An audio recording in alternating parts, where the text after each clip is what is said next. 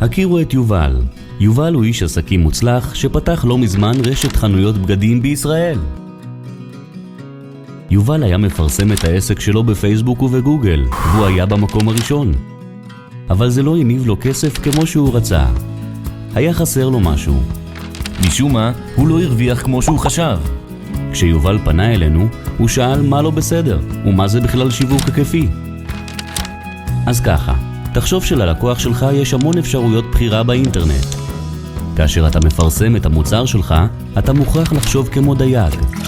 דייג הוא אחד כזה שיודע שהפיתיון שלו הוא רק חתיכת בשר קטנה, ושכמותה יש עוד הרבה.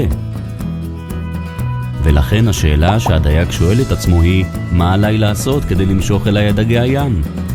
דייג מקצוען יודע לעמוד בנקודה טובה, שבה ניתן לקבל חשיפה ליותר דגים. הוא יודע שעל מנת לתפוס כמות גדולה בזמן קצר, הוא צריך להכניס למים רשת גדולה שתכסה אזור גדול בים. ולדגים לא תהיה ברירה, אלא להיכנס לרשתו של הדייג החכם. כפי שלדייג לא מספיק פיתיון אחד, גם ליובל לא מספיק פרסום בגוגל בלבד. יובל צריך לייצר רשת גדולה ברחבי האינטרנט על מנת לתפוס כמה שיותר לקוחות. כאשר משתמשים בגוגל או בפייסבוק, כשכל אחד עובד בנפרד, זה די זהה לזריקת שתי חכות למים. זה בהחלט יביא לקוחות, אך זה לא ייצר היקפיות ויפגין נוכחות באינטרנט. ולכן, הפתרון הוא לייצר פרסום היקפי על ידי חיבור הפלטפורמות השונות והפיכתן לרשת אחת גדולה ויציבה, שתגרום לכל לקוח להבחין בה ולהיכנס לתוכה.